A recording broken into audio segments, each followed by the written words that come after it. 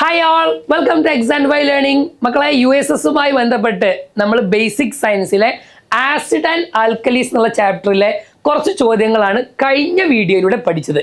ആരെങ്കിലും ആ വീഡിയോ കാണാത്തവരുണ്ടെങ്കിൽ ഇതിന് തൊട്ട് മുമ്പ് എന്തുണ്ട്, ആ ഒരു വീഡിയോ അപ്ലോഡ് ചെയ്തിട്ടുണ്ടാകും. നിങ്ങൾ ആ വീഡിയോ കൂടി വാച്ച് ചെയ്യണം. റെഡി? അപ്പോൾ ആസിഡ് ആൻഡ് ബേസിൽ നമുക്ക് USSന് ചോദിക്കാൻ ചാൻസ് ഉള്ള ഒരുപാട് ചോദ്യങ്ങളുണ്ട്. വലിയൊരു ചാപ്റ്റർ ആയതുകൊണ്ട് തന്നെ ഓരോ കാര്യങ്ങളും കൃത്യമായി അതിൻ്റെ കൺസെപ്റ്റുകൾ അറിഞ്ഞെങ്കിൽ മാത്രമാണ് എന്ത് ചെയ്യുക, ഏത് ചോദ്യം വന്നാലും നമുക്ക് ആൻസർ ചെയ്യാൻ പറ്റുക. അപ്പോൾ ഇത്തരത്തിലുള്ള ഒരുപാട് ചോദ്യങ്ങൾ പരിശീലിക്കാൻ വേണ്ടിയിട്ട് നമ്മൾ എക്സ് ആൻഡ് വൈ ലേണിംഗ് ചെയ്തിട്ടുണ്ട്. ഒരു USSന്റെ വാട്സപ്പ് കമ്മ്യൂണിറ്റി തന്നെ ഉണ്ടാക്കിയിട്ടുണ്ട്. അതിൽ ഡെയിലി എന്ത് ചെയ്യുന്നുണ്ട്, ക്വിസുകളും മോക്ക് ടെസ്റ്റുകളും ഓരോ അപ്ഡേഷനും USSുമായി ബന്ധപ്പെട്ട ഓരോ അപ്ഡേഷനുകളും നമ്മുടെ ക്ലാസ്സിൻ്റെയും മറ്റു എല്ലാ കാര്യങ്ങളും നിങ്ങൾക്ക് അവൈലബിൾ ആയിരിക്കും. അത് ഈ വാട്സപ്പ് കമ്മ്യൂണിറ്റിയിലൂടെയാണ് ആദ്യം നിങ്ങൾ എന്ത് ചെയ്യുക, അറിയിക്കുക. അപ്പോൾ ആരെങ്കിലും ജോയിൻ ചെയ്യാൻ ബാക്കിയുണ്ടെങ്കിൽ നിങ്ങൾ എന്ത് ചെയ്യുക, വീഡിയോക്ക് താഴെ ഇതിൻ്റെ ലിങ്കിൽ എന്തുണ്ട്, ഡിസ്ക്രിപ്ഷനിൽ ഈ പറഞ്ഞതിൻ്റെ ലിങ്ക് ഉണ്ട്. വാട്സാപ്പ് കമ്മ്യൂണിറ്റിയിലേക്ക് നിങ്ങൾക്ക് എന്ത് ചെയ്യാം, ആ ലിങ്ക് ഉപയോഗിച്ച് ജോയിൻ ചെയ്യാം. നമ്മുടെ ക്ലാസ്സിൽ USS എഴുതുന്ന മുഴുവൻ കുട്ടികൾക്കും എന്ത് ചെയ്യുക, ജസ്റ്റ് ആ ലിങ്ക് ഒന്ന് അയച്ചു കൊടുത്ത് അവരോട് കൂടി ജോയിൻ ചെയ്യാൻ. കാരണം നിങ്ങൾക്ക് കംപ്ലീറ്റ്ലി ഫ്രീ ആയിട്ടാണ് ചെയ്യുന്നത് ഈ ഒരു ചാൻസ് ഉള്ളത്. അത് നമുക്ക് പരമാവധി എന്ത് ചെയ്യണം, ഉപയോഗപ്പെടുത്തണം. റെഡി? അപ്പോൾ നമുക്ക് ആസിഡ് ആൻഡ് ബേസുമായി ബന്ധപ്പെട്ടിട്ടുള്ള മറ്റ് ക്വസ്റ്റ്യനുകളിലേക്ക് എന്ത് ചെയ്യാം, നമുക്കൊന്ന് പോയി നോക്കാം. ആവശ്യമുള്ള പോയിന്റുകളൊക്കെ നോട്ട് ചെയ്ത് വെച്ചോണം കേട്ടോ. Okay, yes. Which substance is known as vitamin C? Malayalam ആണെങ്കിലും ഇംഗ്ലീഷ് ആണെങ്കിലും ഒക്കെ ഇത് വളരെ സിമ്പിൾ ആയിട്ടുള്ള ഇംഗ്ലീഷാണ്. മലയാളം നമുക്ക് പറയേണ്ട ആവശ്യമില്ല അല്ലേ. വൈറ്റമിൻ സി എന്ന് പറയുന്ന സബ്സ്റ്റൻസ് ഈ പറഞ്ഞവ ഏത് ആസിഡ് ആണ്? Lactic, acetic, ascorbic, Malik.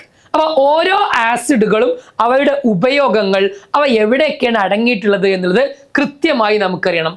Vitamin C ആയിട്ട് നമ്മൾ പറയാറുള്ളത് ഏത് ആസിഡാണ്? അസ്കോർബിക് ആസിഡ് ആണ് കേട്ടോ. Ascorbic acid. ഓക്കെ, ചോദിക്കാൻ ചാൻസ് ഉണ്ട്. കാരണം ഇത് നമ്മുടെ ബയോളജിയിൽ ബേസിക് സയൻസിൽ തന്നെ എന്ത് ചെയ്തിട്ടുണ്ടാവും, പലതായിട്ട് നമ്മൾ പഠിച്ചിട്ടുണ്ടാകും. ഓക്കെ, അപ്പോൾ അസ്കോർബിക് ആസിഡ് ആണ് വൈറ്റമിൻ സി. നോക്കൂ നിങ്ങൾ, ഓരോ ആസിഡുകളും അതിൻ്റെ നാച്ചുറൽ സോഴ്സുകൾ എവിടെയൊക്കെയാണെന്നുള്ളത് ഞാൻ ഇത് അവിടെ അങ്ങനെ കൊടുത്തിട്ടുണ്ട്. കുറേ ക്വസ്റ്റ്യൻ ആണ്, നിങ്ങൾക്കത് ഫില്ല് ചെയ്യാൻ പറ്റുന്നുണ്ടോ നോക്കുക. അസറ്റിക് ആസിഡ് എവിടെയുള്ളത്? യെസ്, അസറ്റിക് ആസിഡ് എവിടെയായിരുന്നു? വിനെഗർ. എഴുതേണ്ട ആവശ്യമില്ലല്ലോ അല്ലേ, വിനെഗറിലാണുള്ളത്.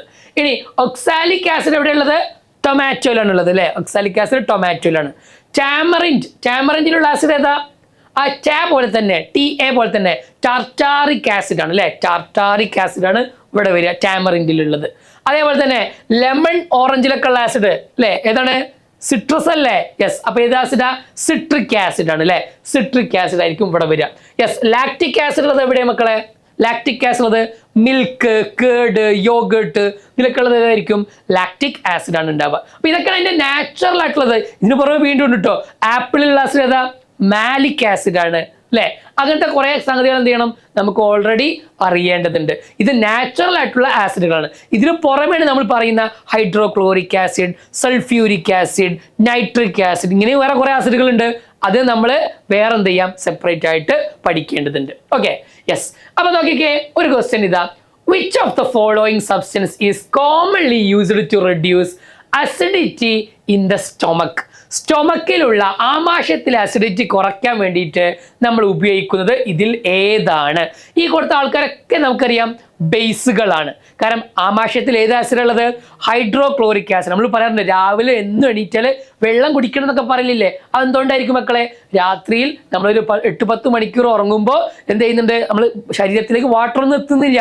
അപ്പൊ ആമാശയത്തിൽ എന്ത് ചെയ്യുന്നു, അവിടെ ഈ പറഞ്ഞ ഹൈഡ്രോക്ലോറിക് ആസിഡിന്റെ അളവ് കൂടിക്കഴിഞ്ഞാൽ എന്ത് ചെയ്യും, ഈ പറഞ്ഞ ഒരുപാട് അൾസർ പോലുള്ള രോഗങ്ങളൊക്കെ ഉണ്ടാകും. അപ്പൊ അത് വരാതിരിക്കാൻ വേണ്ടി നമ്മൾ ആദ്യം നമ്മൊന്ന് ഡൈല്യൂട്ട് ചെയ്യാൻ വേണ്ടി എന്ത് ചെയ്യുന്നു, അതിന്റെ വീര്യം കുറക്കാൻ വേണ്ടിയിട്ട് വെള്ളം കുടിക്കണം.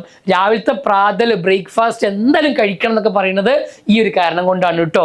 ഓക്കെ, അപ്പോൾ ഈ പറഞ്ഞ അസിഡിറ്റി കൂടിയാൽ അതിനെ ന്യൂട്രലൈസ് ചെയ്യണം, നിർവീര്യകരണം ചെയ്യണം. ആരെയാണ് നമുക്ക് എടുക്കേണ്ടത്? ഒരു ബേസ് ആയിരിക്കും സ്വാഭാവികമായിട്ടും ആസിഡിനെ നിർവീര്യകരണം ചെയ്യാനുണ്ടാവുക. ഈ കൊടുത്ത എല്ലാവരും ബേസ് അല്ലേ? ആണ്. ആരൊക്കെയാ? Sodium hydroxide, potassium hydroxide, magnesium hydroxide, calcium hydroxide. Hydroxide എന്ന് കേട്ടാൽ തന്നെ ഉറപ്പിച്ചോ, ഇവരൊക്കെ എന്തായിരിക്കും അല്ലെ? ബേസുകളായിരിക്കും, ആൽക്കലികളായിരിക്കും. അപ്പൊ ഈ പറഞ്ഞ ആമാശയത്തിലെ അസിഡിറ്റി കുറയ്ക്കാൻ വേണ്ടിയിട്ട് നമ്മൾ മെഡിസിൻ ആയിട്ട്, മരുന്നായിട്ട് എന്ത് ചെയ്യുന്നു, കൊടുക്കുന്ന ബേസ് ഏതാണ്? യെസ്, പഠിച്ചു വെച്ചോ, മഗ്നീഷ്യം ഹൈഡ്രോക്സൈഡ് ആണ്. മഗ്നീഷ്യം ഹൈഡ്രോക്സൈഡ് അടങ്ങിയ മരുന്നുകളാണ് നമ്മൾ കൊടുക്കുക. ആ മരുന്ന് നമ്മൾ പേര് വിളിക്കും മക്കളെ, ആന്റാസിഡുകൾ എന്നാണ് വിളിക്കുക. ആന്റി ആസിഡ് എന്നുള്ളതിന്റെ ചുരുക്കപ്പേരാണ് എന്ത്? ആന്റി മീൻസ് ഓപ്പോസിറ്റ് അല്ലെ, ആന്റി ആസിഡ്, അതാണ് കൂട്ടി വെച്ചാൽ മതി.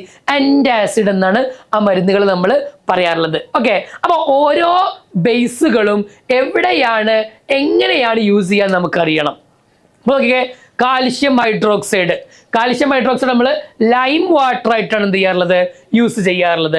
അമോണിയം ഹൈഡ്രോക്സൈഡ് വിൻഡോ ക്ലീനർ, ജനാലുകളൊക്കെ തുടയ്ക്കാനുള്ള ആ ക്ലീനിങ് ഏജന്റ് ആയിട്ട് എന്ത് ചെയ്യാം? നമുക്ക് ഉപയോഗിക്കാം. മഗ്നീഷ്യം ഹൈഡ്രോക്സൈഡ് ഓൾറെഡി നമ്മൾ പറഞ്ഞു കഴിഞ്ഞു, എന്താണ്?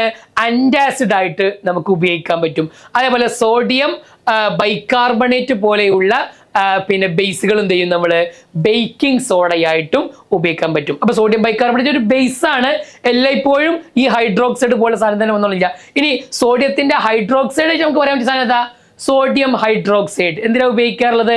സാധാരണഗതിയിൽ എല്ലാ ലബോറട്ടറികളിലും ഉണ്ടാകും. അതിനു പുറമെ സോഡിയം ഹൈഡ്രോക്സൈഡ് ഇവിടെ ഉപയോഗിക്കാൻ നമുക്ക് ഈ പറഞ്ഞിട്ടുള്ള എല്ലാ ലബോറട്ടറിയിലും നമുക്ക് ഉപയോഗിക്കാൻ പറ്റും. അതിനു പുറമെ എന്ത് ചെയ്യുന്നു? സോപ്പുകൾ ഉണ്ടാക്കാൻ വേണ്ടിയിട്ട് പ്രധാനപ്പെട്ട ഉപയോഗിക്കുന്ന ആരാണ്? Sodium hydroxide പോലെയുള്ളവയാണ്. ഓക്കെ, അപ്പൊ ഈ ബേസുകളുടെ ഉപയോഗം നമ്മൾ ടെക്സ്റ്റ് ബുക്കിലൊക്കെ ഓൾറെഡി ഉണ്ട്. നമ്മൾ എന്ത് ചെയ്യണം?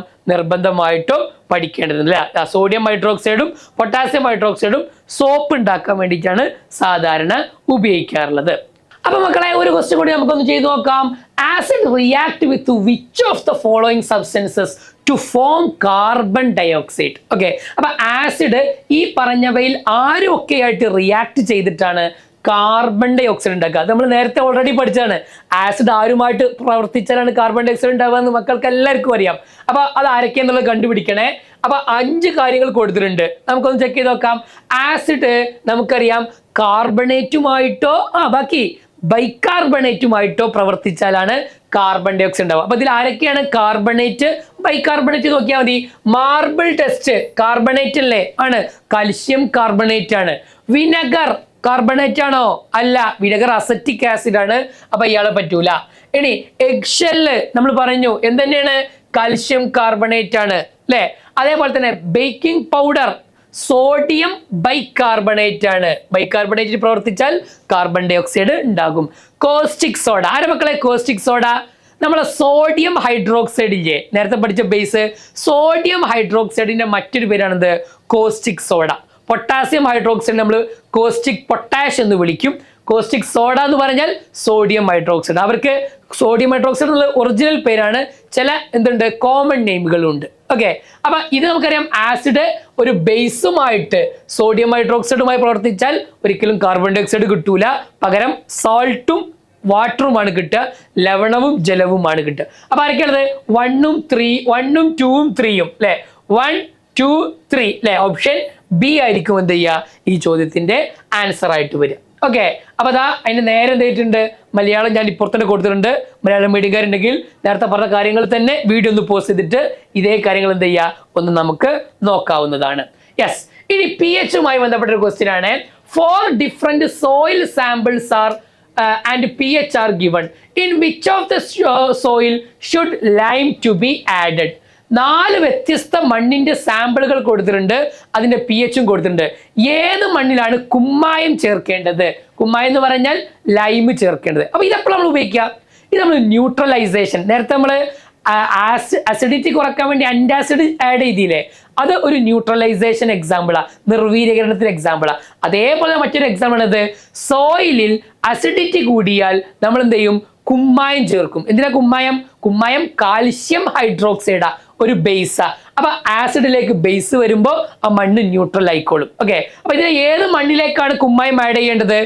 ആസിഡ് കൂടിയ മണ്ണ് നോക്കിയാൽ മതി. നമ്മള് ഒരാളുടെ pH 8 ആണ്. pH 8 ആണെങ്കിൽ ആസിഡ് ആണോ ബേസ് ആണോ ന്യൂട്രൽ ആണോ ഏതാ വരിക? പിന്നെ ആദ്യം pH അറിയണം.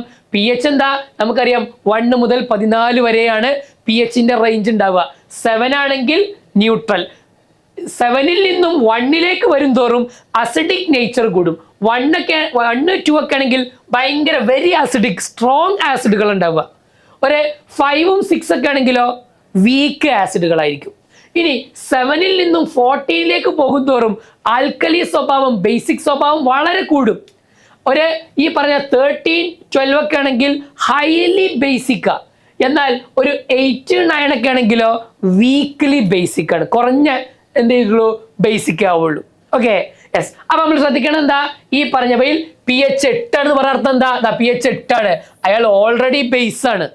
ആ ബേസിക്ക് നമ്മൾ വീണ്ടും കുമ്മായം ആകുന്ന ബേസ് വീണ്ടും ചേർക്കണോ, വേണ്ട. അപ്പൊ അത് കൊടുത്തിട്ട് കാര്യമില്ല, നമുക്ക് ആസിഡ് ആണ് കിട്ടേണ്ടത്.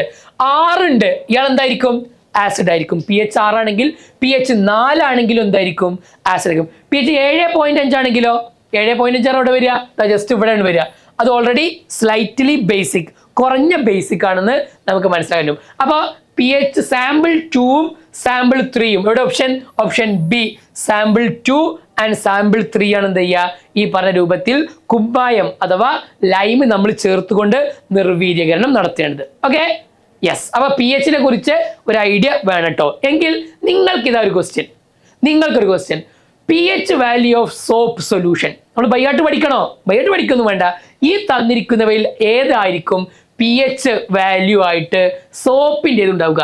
2, 5, 7, 9. വളരെ സിമ്പിൾ ആണ്. നേരത്തെ pH ആ പിന്നെ പിക്ചർ കാണിച്ച സ്ഥിതിക്ക് നമുക്ക് കൃത്യമായി pH-നെ കുറിച്ച് അറിയാം. എങ്കിൽ ഈ ചോദ്യത്തിന് ഉത്തരം വീഡിയോക്ക് താഴെ എന്ത് ചെയ്യുക കമന്റ് ആയിട്ട് നിങ്ങൾ രേഖപ്പെടുത്തണം. അപ്പൊ അതിന്റെ ആൻസർ കൊടുക്കുമ്പോൾ അതിന്റെ എക്സ്പ്ലനേഷൻ കൂടി എന്ത് ചെയ്യുക കൊടുക്കുക. നോക്കട്ടെ ഞാൻ ആരാണ് ഏറ്റവും നല്ല എക്സ്പ്ലനേഷൻ അതിന്റെ ഒപ്പം കൊടുക്കുന്നത് എന്നുള്ളത് നമുക്ക് എന്ത് ചെയ്യാം ഒന്ന് ചെക്ക് ചെയ്ത് നോക്കാം. ഓക്കെ. അപ്പൊ ഇതുപോലുള്ള ഒരുപാട് ചോദ്യങ്ങൾ, വളരെ പ്രധാനപ്പെട്ട കുറച്ച് ചോദ്യങ്ങൾ മാത്രമാണ് ആസിഡ് ബേസ് എന്നുള്ള ചാപ്റ്ററിൽ നമ്മൾ എടുത്തിട്ടുള്ളത്. ഒരുപാട് ചോദ്യങ്ങൾ ചോദിക്കാൻ സാധിക്കും. പരമാവധി ചോദ്യങ്ങൾ എന്ത് ചെയ്യുക നമ്മൾ ചെയ്യുക. അതിനാണ് നമ്മൾ വാട്സാപ്പ് കമ്മ്യൂണിറ്റി. തീർച്ചയായിട്ടും എന്ത് ചെയ്യുക നിങ്ങൾക്ക് അതിൽ ജോയിൻ ചെയ്യുക. നമ്മുടെ ക്ലാസ്സിൽ USS എഴുതുന്ന മുഴുവൻ കുട്ടികൾക്കും എന്ത് ചെയ്യുക ഈ വീഡിയോ ഒന്ന് ഷെയർ ചെയ്തുകൊണ്ട് അവർക്ക് കൂടി എന്ത് ചെയ്യുക ഇത് ഉപകാരപ്പെടുത്തുക. മറ്റൊരു ചാപ്റ്ററിൽ മറ്റു വീഡിയോകളുമായിട്ട് നമുക്ക് വീണ്ടും കാണാം. താങ്ക്